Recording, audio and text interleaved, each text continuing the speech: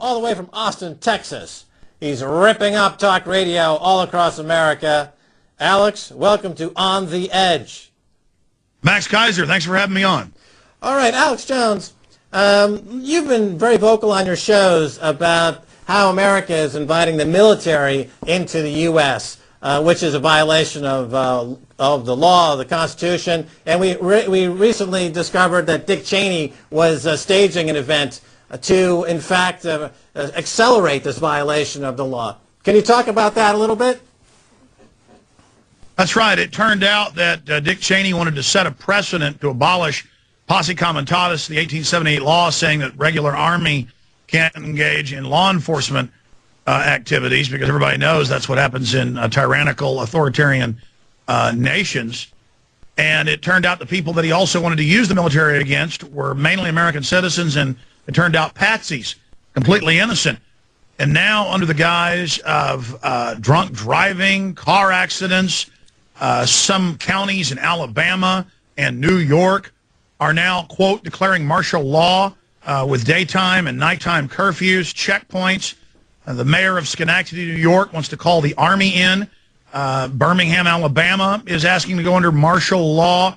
So the feds are coming in, we've discovered, and actually telling the counties and cities to ask for this to set the precedent. So this really started under Bill Clinton, went wild under George W. Bush, and is now expanding under Barack H. Obama, because these presidents are really just frontmen puppets.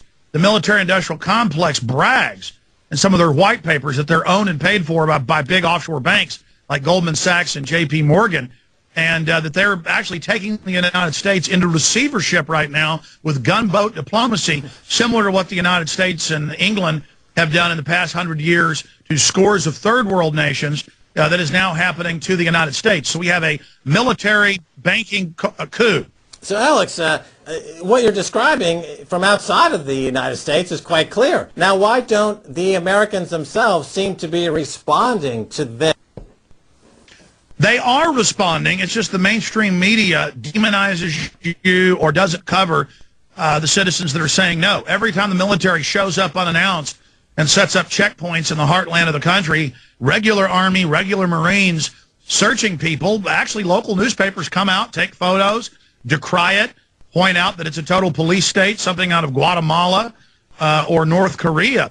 But it never really makes it in the national news, or if it does, they say it's a good thing to keep you safe. But we are seeing citizens more and more everywhere with spontaneous demonstrations, spontaneously shouting down politicians, Republican and Democrat, across the board. Every congressman and woman that tries to go out and give a speech now is shouted down and chased from the building. Every major speech across the country, from Austin, Texas, to New York, to Florida, from Delaware to California, from Oregon to Michigan, it's happening. This is so exciting. Right here, Governor Rick Perry, every time he gives a major speech, is booed off the podium by Republicans and Democrats, Libertarians, it doesn't matter.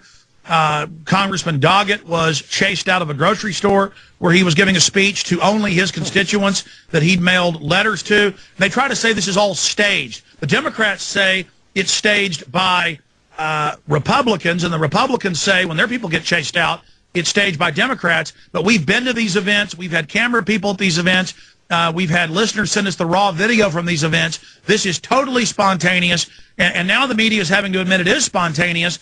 So they're talking about it being illegal to chant or shout down a congressman. They're now talking about it might be terrorism, might have to ban disagreeing with a congressperson. So they're really beginning to get scared here as the veneer of their control evaporates, and as the people find out that the majority of their fellow citizens are angry. We're seeing bushfire rebellions everywhere against tyranny across the board. I mean, politicians have been caught lying so much here and involved in so much corporate looting and corruption that if Barack Obama or even the Republicans, any of these major leaders, come out and say the sky is blue and the sun is yellow and the grass is green, the public doesn't believe them. And so there is a complete collapse of confidence happening right now, the likes of which no one has ever seen in this country. I talked to Ron Paul a couple days ago, and Ron Paul said he has never seen anything approaching this in his 20-plus years in Congress. This is definitely revolution in the air here in the United States. Max Keiser. All right, Alex Jones, you're in Texas. Ron Paul is in Texas. Texas has a famous phrase, "Don't mess with Texas." Is this really a Texas phenomenon? Was it birthed in Texas? And is it spreading to the rest of the world? Or the rest of the country, anyway? It has been noted that Austin, Texas is probably the capital of North America when it comes to the resistance against the globalists, against the oligarchs, against the private banking crime syndicates of Goldman Sachs and J.P. Morgan, Chase, and others. But no, this is going on everywhere, every state, everywhere, as the people discover that the majority of their friends, family, and neighbors have had enough as well. And as the corporate media lies and says the economy's great, green shoots have turned into great, fields of milk and honey, as we see massive layoffs, as we see the housing slump continue, the people are insulted by the propaganda. All right, green shoots. What do you see on the ground in Austin, Texas? We see reports here in Europe of Americans now living in tent cities. The pantry the lines are getting longer at the pantries. The homelessness is skyrocketing. Unemployment, of course, is rising. What do you see on the ground there in Texas and Austin and around the country? Well, Texas, because we have oil and some other industry and farming, we're not as bad as some states, but it's very serious here. You go into neighborhoods, wealthy neighborhoods, working class neighborhoods, and every third house is up for sale and people can't sell, or they're selling for greatly reduced prices. Many businesses have closed their doors. You see a lot more homeless people on the streets. And I've sent camera crews out across the country. We've posted the video up at Infowars.com and PrisonPlanet.com of these Hoovervilles. Remember what happened in the Great Depression. These tent cities expanding all over the United States, in Dallas, Texas, in Houston, Texas, in Los Angeles, in Sacramento, California, in Detroit, Michigan. Alex Jones, the other thing expanding in America is the military and the military budget. Well, that's right.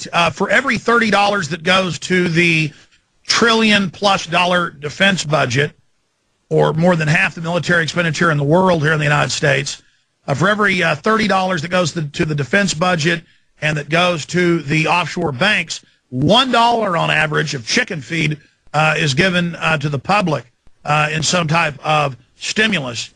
And so we just see the military-industrial complex now with private mercenary groups training local police, not just federalizing our local governments, but actually bringing in the mercs, bringing in the freebooting pirates who are just descending on us, hordes of private security guards directed by big defense contractor companies. What we're converting to is a military-industrial complex prison economy, where we were already the capital of the world for imprisoned citizens, but now it's just mushrooming with giant prisons, private, federal, and state opening everywhere, giant merc armies expanding, Blackwater and others aiding the police in marijuana raids. Okay, let me interrupt and ask you about on this notion and this idea of mercenaries. Eric Prince and Blackwater. Supposedly this guy allegedly murdered a few people.